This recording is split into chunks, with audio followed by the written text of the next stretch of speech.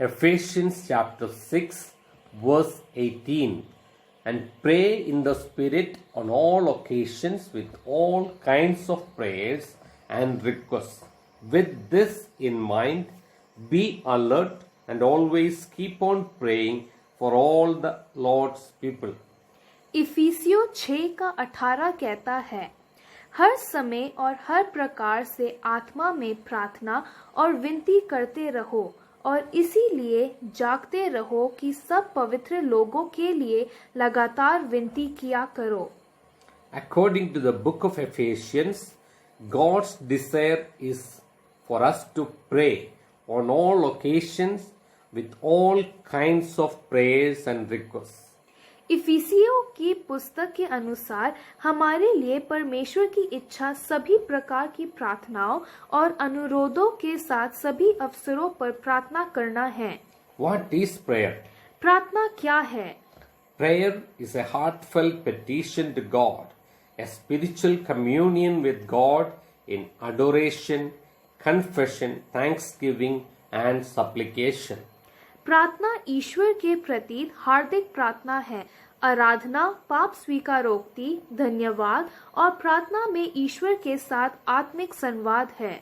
We turn to prayer because it is the most personal way to experience God, to encounter Him and to grow in the knowledge of Him.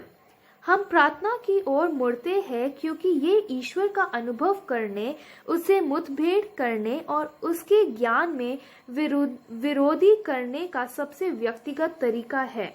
Nearly everyone reaches a moment when the only thing he or she can think or left with is to do is pray.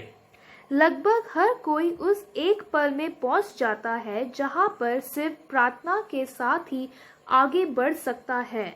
Tragedy, uncertainty, unrest, fear, insecurity, sickness and trouble can bring even the most self-assured individuals to their knees. दुखद घटना, अनिश्चितता, अशांति, भय, असुरक्षा, बीमारी और परेशानी, यहाँ तक कि सबसे अस्वस्थ व्यक्तियों को अपने घुटनों पर ले सकती है. But why is it that the urge to pray only seems to come when the going gets tough? लेकिन ऐसा क्यों है कि प्रार्थना करने का आग्रह तभी आता है जब बात सख्त हो जाता है. When life is going well and everything seems to be right on track, we think ourselves to be fully capable of handling it all.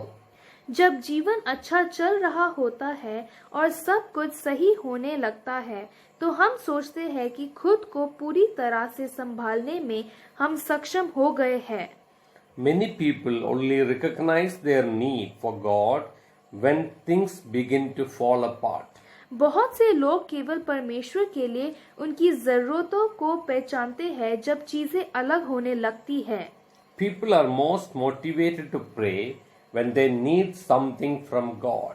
लोग सबसे ज्यादा प्रेरित होते हैं कि वे प्रार्थना करते हैं जब उन्हें परमेश्वर से कुछ चाहिए. Jesus provides clear instructions when it comes to prayer. प्रार्थना के समय यीशु स्पष्ट निर्देश प्रदान करता है. Jesus shares with his followers what has become known as the Lord's Prayer. यीशु अपने अनुयायियों के साथ साझा करता है जिसे परमेश्वर के प्रार्थना के रूप में जाना जाता है. His example models prayers of praise, submission to the will of God, reliance upon Him for daily sustenance and request for forgiveness and deliverance.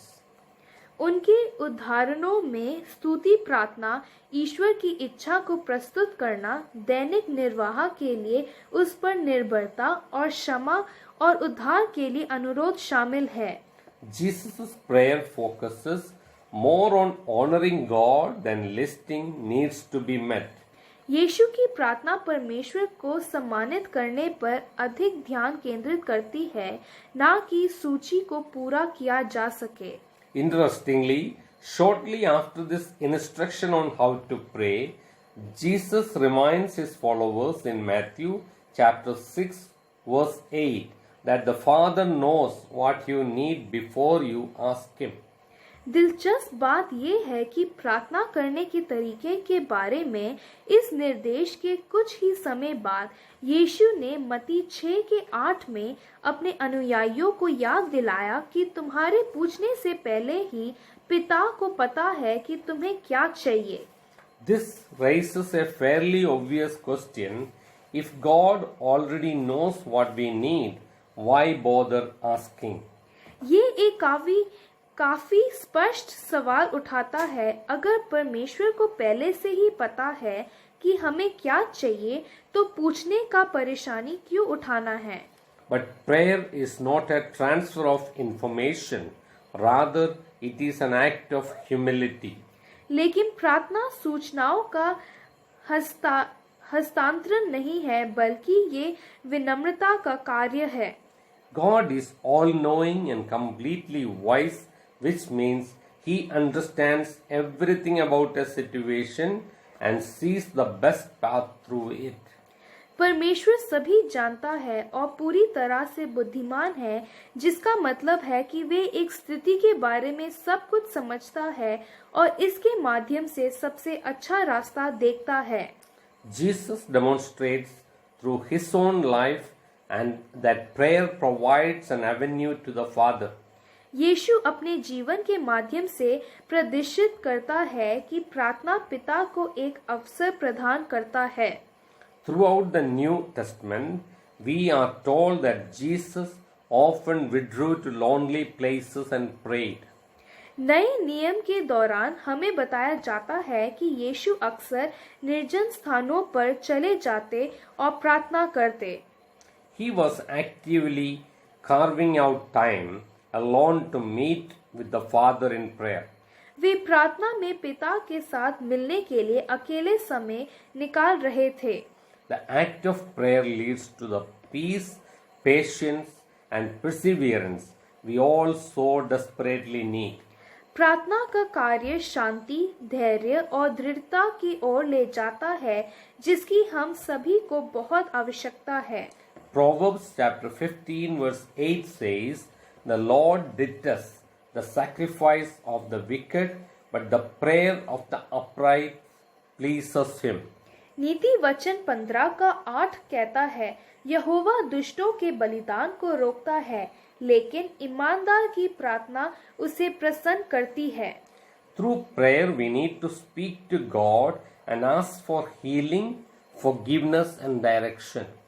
प्रार्थना के माध्यम से हमें ईश्वर से बात करने और उपचार, क्षमा और निर्देश की आवश्यकता है। Praying is important for us as Christians to grow into a deeper relationship with Christ and to know the direction God wants our life to go in. प्रार्थना करना हमारे लिए महत्वपूर्ण है, क्योंकि हम मसीह होने के नाते मसीह के साथ एक गहरी रिश्ता में विकसित होने के लिए और किस दिशा में हमारे जीवन जा रहा है वो परमेश्वर के द्वारा पता चल सकता है। Jeremiah chapter 33 verse 3 says, "Call to me and I will answer you and show you great and mighty things which you do not know." यिर्मयाह 33 का 3 कहता है, मुझे बुलाओ और मैं तुम्हें जवाब दूंगा और तुम्हें महान और शक्तिशाली कार्यों को दिखाऊंगा, चीजें जो आप नहीं जानते हैं। Heavenly Father, help me to pray in the Spirit on all occasions with all kinds of prayers and requests. स्वर्गीय पिता, सभी प्रकार की प्रार्थनाओं और अनुरोध के साथ सभी अवसरों पर आत्मा में प्रार्थना करने में मेरी सहायता कर। Help me to trust you for great and mighty things as answer to my prayer. मेरी प्रार्थना के उत्तर के रूप में महान और शक्तिशाली चीजें के साथ आप पर विश्वास करने में मेरी मदद कर। In Jesus' name, Amen. यीशु मसीह के नाम में आमीन। Ephesians